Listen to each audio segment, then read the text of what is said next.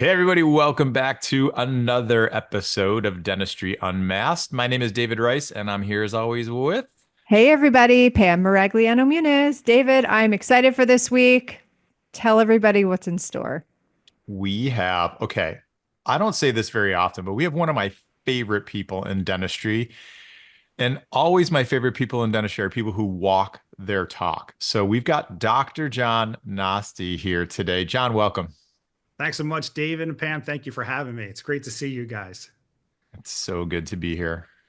It's so good to have you here. And we got chatting kind of before we logged on here, and you kind of play in two different sandboxes that actually are connected. And I feel like, TMD and cosmetic dentistry. And I feel like a lot of people say, well, gosh, if I'm going to be a cosmetic dentist, I just want to treat people with healthy joints, or I'm just not going to change occlusion, or I'm going to do those things, in the spirit of just going, playing in the cosmetic realm. But you really can't do that. And you've been able to kind of master both arenas. Would you share a little bit about that?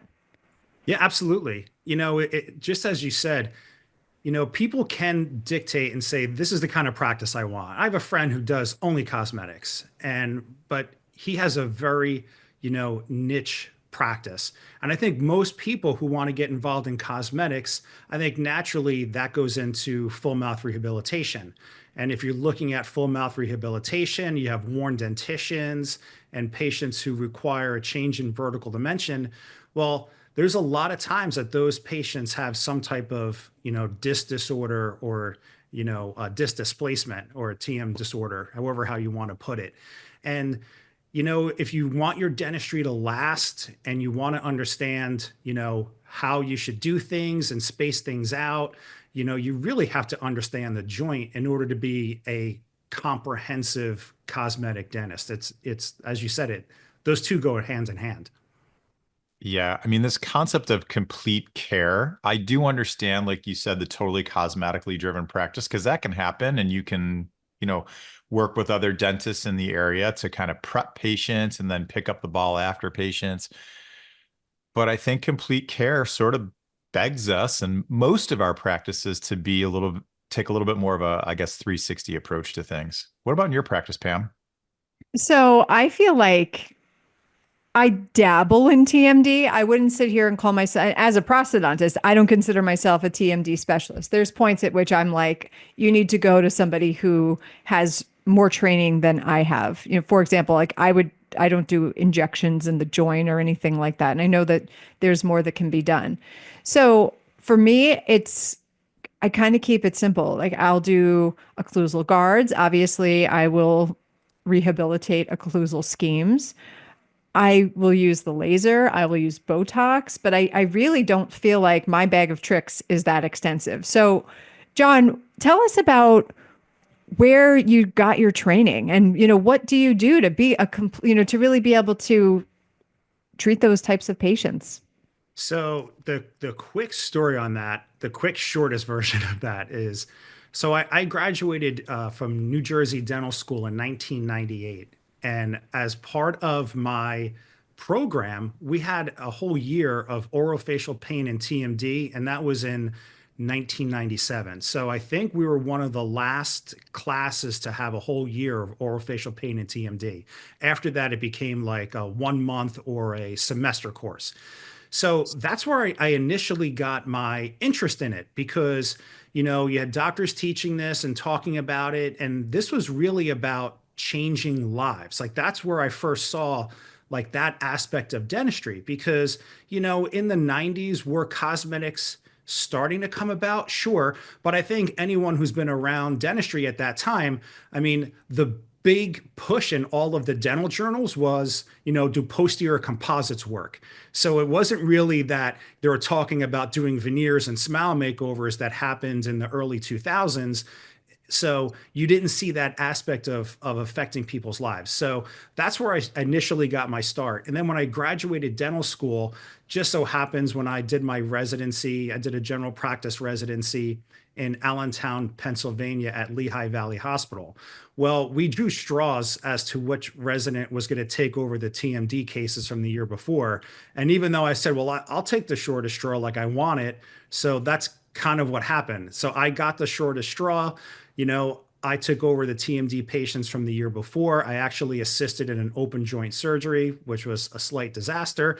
But from then on, after that, I went and just took just about everybody who taught a course in TMD from the point of 1999 till about 2002. I mean, I took, guys like Jack Hayden, Terrence Spall, Jeff Okeson, of course, later went into Dawson and Piper and people like that. But really anyone who was involved in the American Academy of Craniofacial Pain in the late 90s and early 2000s, if they had a weekend seminar or a seminar series, I participated with it. I mean, I think by the time I sat down with David Hornbrook and I took the Hornbrook Continuum in 2002 is when I started that. By the time I gravitated towards them, I already had about 400 to 500 hours in occlusion and TMD under my belt since graduating in 1998, which is what then made me become an instructor with David because of my vast knowledge in occlusion and TMD. So, that's the shortest way I could put that together. That's incredible. So, gosh, I have so many questions. So, all right. So, in residency, I think we were taught something like 2% or 8%, like literally you can count on two hands, the percentage of people that present with ideal occlusion naturally. And meanwhile, that many, there's a high percentage of people that don't have symptoms. And so I think that when you hear stats like that, it almost makes you feel like, well, then maybe I don't have to focus on occlusion that much if not everybody's symptomatic. And if the patient isn't symptomatic, like, do I have to worry about their occlusion as much as, say, if I was working on somebody who is symptomatic? Like, what do you have to say to those dentists? That is a great question. And that's what kicks off, and I talk about in my Occlusion 1 seminar with Clinical Mastery Series. So when I teach occlusion, it's like, well, we know triple trays work. And we know if you're scanning, you can scan a quadrant and do single tooth dentistry that way. And that works until it doesn't work. So it's like, okay, well, what patients do we look at? And we say, okay, this is when it's going to matter. This is not when it's going to matter. Because since teaching occlusion courses, going back to 2005, I've had dentists in the room, and we kind of check how many dentists have eccentric occlusion equal the maximum intercuspation and how many don't. And what we have found over, like, let's say 20 years, the majority of dentists have interferences. So centric occlusion doesn't equal maximum intercuspation. And for those whose centric occlusion does equal maximum intercuspation, those dentists have either been equilibrated, have been restored, or have had orthodontics. So basically what's that saying is no one has a centric occlusion equal the maximum intercuspation. So, okay, so knowing that, when does occlusion matter? To me, it is how many units of dentistry are you going to do? So if you're doing single tooth dentistry, you could use MI dentistry.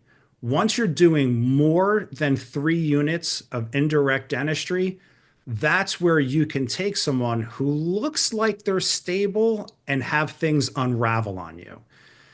And then what other classification of patients should you take control of? And those are patients who present with signs and symptoms of instability. So wear, abfraction lesions, muscle pain, joint breakdown, those patients, you should, look at them as a comprehensive. So it's the amount of dentistry you do, and if you have signs and symptoms of instability. Everyone else, fair game. I love that. That I don't know why that just made me think of this, but it was a trigger for me because I think every listener here can relate to this.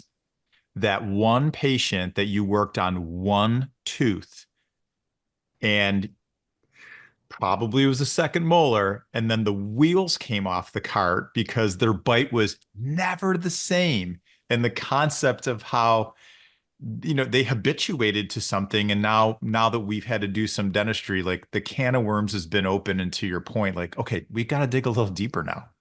You want to talk about a story that I have to tell, and I'm going to give away a story that I teach in all my occlusion courses. The very first crown prep I did in dental school, the very first one. So I'm a junior. I'm like 23 years old. Was on tooth 15, and I was excited because I'm left-handed and I could look at it. So you're told in dental school the first thing you do is get occlusal clearance. Boom, done. Got my occlusal clearance. Now I start prepping my chamfer shoulder, whatever it is. And like, 2 hours later, when I finish my chamfer and shoulder, because I am in dental school, it took you forever to prep a crown. I go back and I check my occlusal clearance, and I know you two know the end of the story. There's none there. And it's literally like I went and got my professor, and I'm like, "What? You have to come look at this." He's like, "What's the matter?" I'm like, I don't know. You got to come look. This is the craziest thing." And he comes, looks, and he's just like, "Sometimes that happens. You got to get occlusal clearance." I'm like, sometimes, like, how many times is sometimes? Is this going to happen 20% of the time, 50%? Am I going to pulp out on this tooth? Like, what the heck's going on here? So that was my introduction to deprogramming and condylar seeding at a very early age. It's great when it happens then. I think that, like, the challenge is, one, if it doesn't happen early on, or two, you're not astute enough at 23 in your third year of dental school to notice. You people go years, and then, it's my temporary material wore thin, or like, name all the reasons that happens over Yep. 2 weeks, as opposed to, what, it happened right in front of you, and we just didn't see it. Yeah, it's crazy.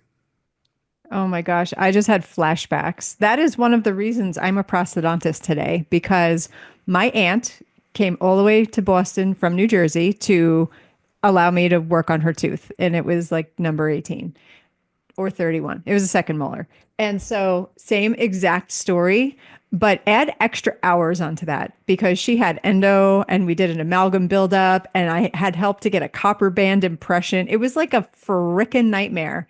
And then the delivery of the crown, I'll never forget it. She came in on a Friday and there's only 2 clinic sessions, so only 6 hours, in opposed to 8.5 to like other days of the week at Tufts. And so I only had 2 clinic sessions to deliver her crown. I don't even know how that happened because your teachers aren't supposed to leave you, but I was left with fourth year dental students on a Friday to like figure it out. And delivering that crown was a literal nightmare. And then my second patient was my mother. And I same exact tooth. And I was like, oh, here we go again. Yeah. Another, 16-hour endeavor. And but my instructor showed me how to correctly obtain her occlusion and to make sure you have enough clearance and to make sure my mounting was correct. And her crown, like I literally planned hours and hours and hours for her crown delivery. It just dropped in and I felt like the biggest rock star. And I learned so early on that you don't know what you don't know. And it's so much easier to learn it somewhere else than instead of being like sweating and like knee deep in your patient and having no clue what's going on. Yeah, it is. It is so hard sometimes to learn in that environment when you're sitting there trying to cook. It's not your kitchen. You have no idea what's going on. You're not getting, sometimes you're not getting great feedback or you're just getting kind of brushed off. And yeah, that's it. We all have those crazy stories. So, where do dentists go now for really great TMD education? That's a great question. We have with clinical mastery, we have like a TMD course that what we like to say is you'll be able to treat about 80% of the patients who come to your practice. And then the other 20%, for me, it's definitely looking at some really good speakers who've been around, in the game a lot. Looking at groups like the American Academy of Craniofacial Pain or the American Board of Orofacial Pain. There's a lot of people who are in those circles who have some pretty good continuums.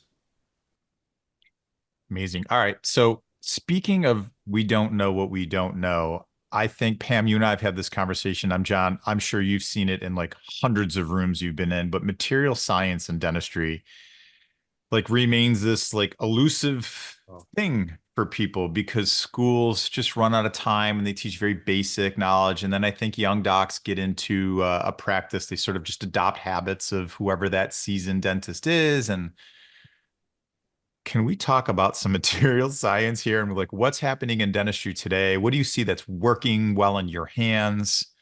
Um, all the stuff. So if we look at all ceramics, so when I started doing reconstructions, back in 1999 and 2000, I just loved Empress. Empress was a great material. But it was basically premolar forward dentistry. So it's like, okay, well, what did we do for the molars? And for those first couple years, I think if you remember back then, there were some all ceramic types that were out that said that there were four molars, and I can tell you that I've pretty much tried them all because, early on in my career, I wanted to be, someone who was a metal-free dentist. So I tried materials like wool ceram. I'm even forgetting some of the materials that have come and gone. Um, but there was sometimes like second molars, like early on, like those were gold. I mean, because that was a material that wouldn't break. It was monolithic.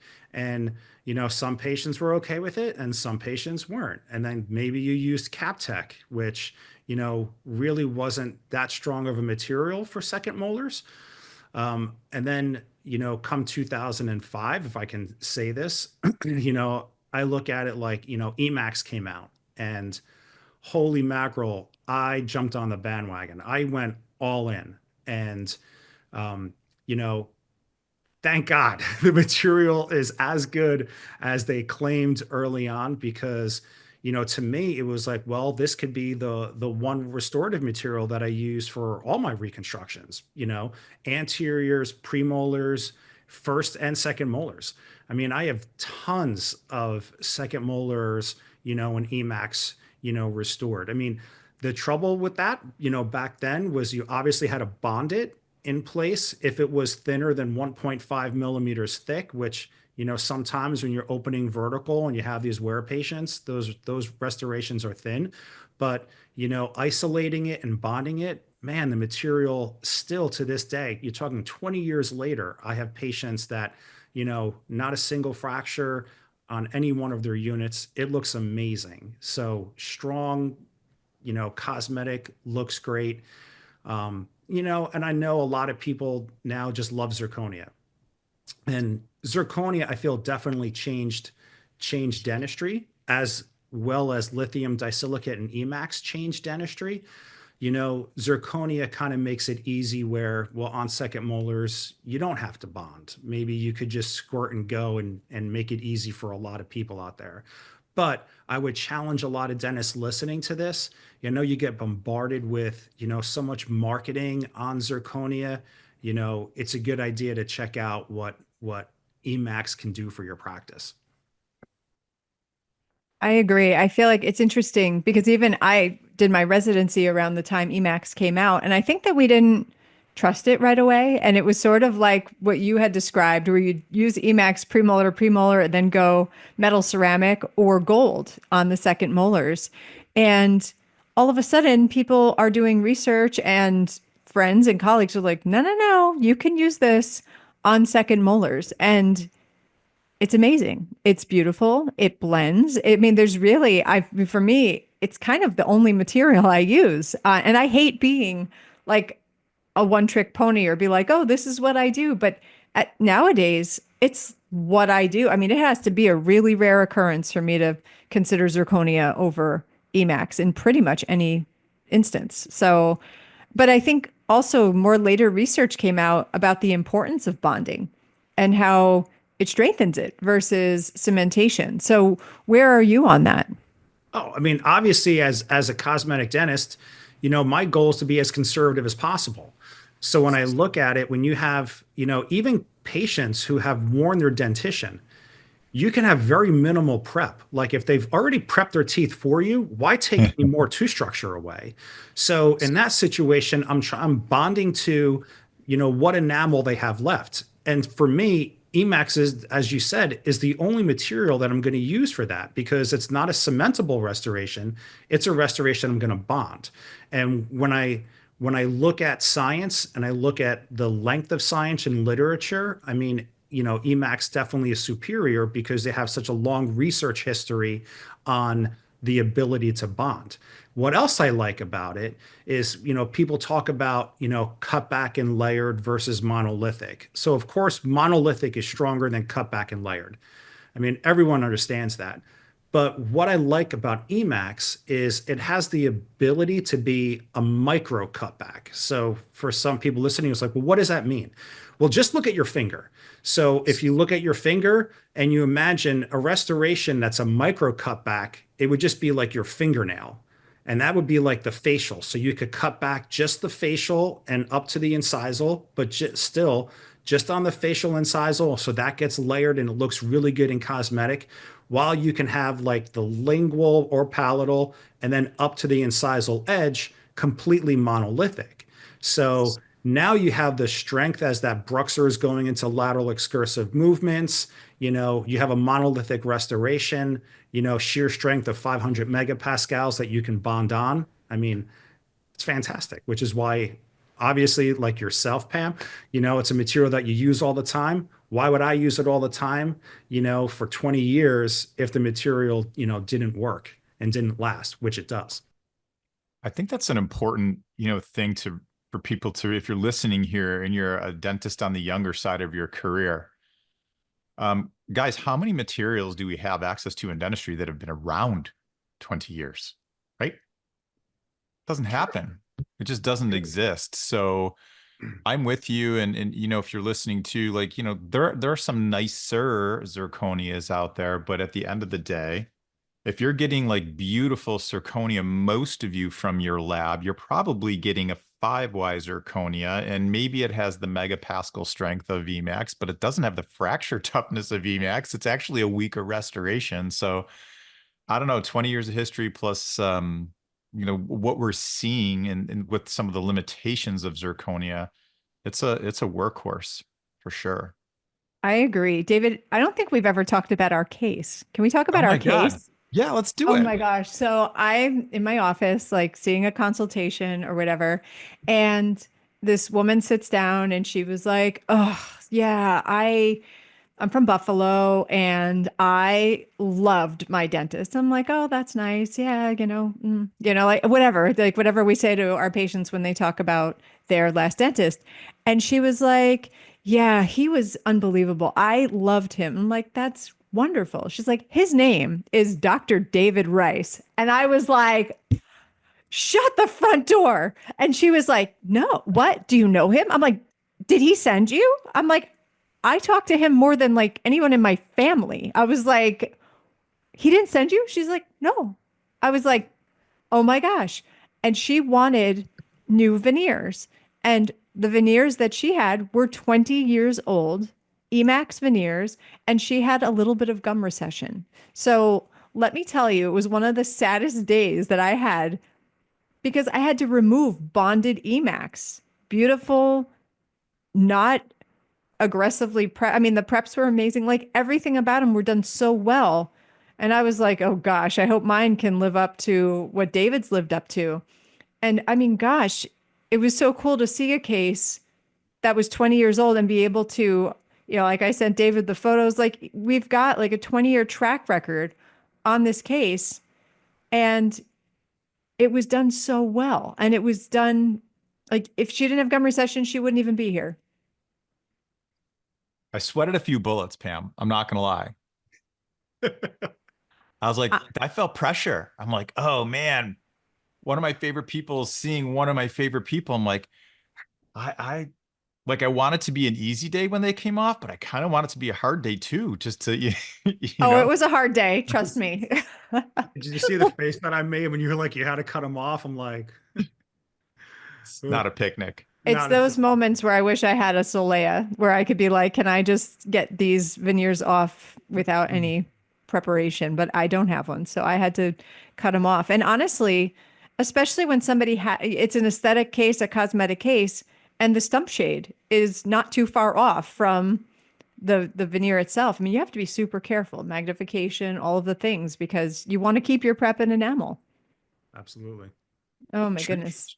Well, I give you all the first of all, she looked spectacular when you were finished. So I was so pumped when you sent me pictures. I'm like, oh man, I'm so glad she wound up in your chair. Thank God. And second of all, yeah, it's funny. Like this is pathetic, right? Can you guys flash back to like your patient's preps? And maybe you don't remember exactly who they are. And then the moment you take a mirror explorer and you look in your mouth, you're like, that's who you are. I got you now. So yeah. Very much so. No, it's crazy. So, all right, let's circle back. So we talked about TMJ, we talked about treating these patients, and then you're using materials that are tried and true on your, patients that are asymptomatic patients or patients that you have to kind of give a little TMJ love before you work over their occlusion. Are they wearing post-treatment occlusal devices? Like let's like walk through your workflow on, say, somebody who wants to get their bite rebuilt, they've got some discomfort. Where are we going to go? That is a really good question. So I have some patients who, after their treatment, they, believe it or not, do not wear a nighttime appliance. And the rationale behind that, to kind of make it as simple as possible, is if if we establish their occlusion in their temporaries and we show that this person is not an active bruxer, then I will not make them a nighttime appliance. So they could have had a lot of changes that have occurred over the course of their lifetime due to potential joint changes.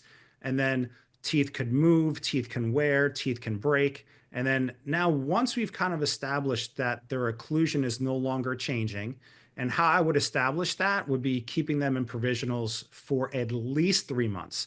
So, with a bad joint, let's call it a bad joint patient, I follow them and make sure that their bite doesn't change in provisionals or they've been pain free for 3 months before I commit them to their definitive restorations. So then if I have a patient who's a bruxer, and believe it or not, a lot of patients who have clicking joints, but they're not a complete disc displacement, they're more of a partial disc displacement. Those patients are the patients, in my opinion, that ruin their dentistry because they are the bruxers. And how did they only have a partial disc displacement and not a complete disc displacement? And there's some good science to show what the ramifications of bruxism do to the temporomandibular joint. So, partial disc displacement with signs of wear, those patients get a nighttime appliance. I So I love have a, that differentiation. The whole like one size does not fit all. no, definitely not. But when do you bring airway into this? Oh, airway is paramount. So the airway trumps all. So if you have a patient who comes in and they have joint pain and they can even have joint findings where they have a bad jaw joint, if on their screening their Epworth scale or their stop bang shows that they have a sleep breathing disorder, in the state of New Jersey, I'm not allowed to make the diagnosis, even though I've made so many diagnoses. I have to send them to a pulmonologist to get their diagnosis, and then we go from there. So then their nighttime appliance could be like a Dream Tap is one of my favorite appliances to use, but there's so many sleep appliances. Either a CPAP, Dream Tap, those work really well.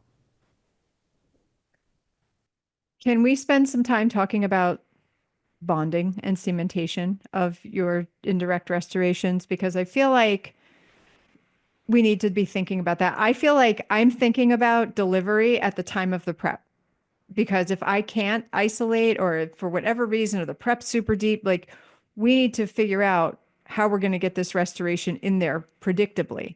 And so I just kind of want to hear, like, what are your favorite cements out there? What are the ones you reach for all the time? So I started using Verilink veneer early on in my career, probably 2003. And I do forget, Dave, you might know, when did they change over their name to Everything Aesthetic Light Cure? Probably 2015, Probably. maybe about there. So, and I love the fact that Ivoclar changed the name. And so many people are like, well, why would they change the name? And I mean, I can tell you firsthand, you know, being someone, having seminars and recommending Verilink veneer, I would get so many emails and phone calls, and even on Dental Town, where I'm the cosmetic moderator, people would ask me, well, what do you use in this situation? If the person's got crowns, can I use Verilink veneer for crowns? I'm like, yes, you could use it for crowns. And they're like, well, why does it say Verilink veneer? Isn't it just for veneers? I'm like, no, it's just a light cure cement, and you could use it as long as you have a good light. That's what I used to say, back 10 years ago. Now, most of the lights are all good on the market, provided you didn't buy it from Amazon. So, Verilink Aesthetic Light Cure, I will say has been my go-to cement for 20 years, being that it was Verilink veneer and now it's Verilink Aesthetic Light Cure. For an LC, a light cured cement, that's king. In combination with Adhese Universal, I used to use Excite from Ivoclar and switched over to Adhese. And I never thought I would switch over from Excite to Adhese. I begged people at Ivoclar, please don't ever get rid of Excite, and I finally made the switch probably 5 or 6 years ago, and I love Adhese. It's an unbelievable bonding agent. Dare I say, I think it's even better than Excite. Dare I say that? But Adhese works really well. And then if you need a dual cure cement, I do like Verilink Aesthetic Dual Cure. The one thing with the dual cure, though, is that you have to read the instructions. I think people think that, oh, I can just use it like whatever else I might have. But you really need to put your time in, read the instructions. And if you handle the materials correctly, you're setting yourself up for success. And you will be ruining the lives of your friends 20 years from now when they have to cut these off. I say it all the time. Everybody out there, a really good message is follow manufacturer's instructions on bonding agents and cements. Do yourself a favor.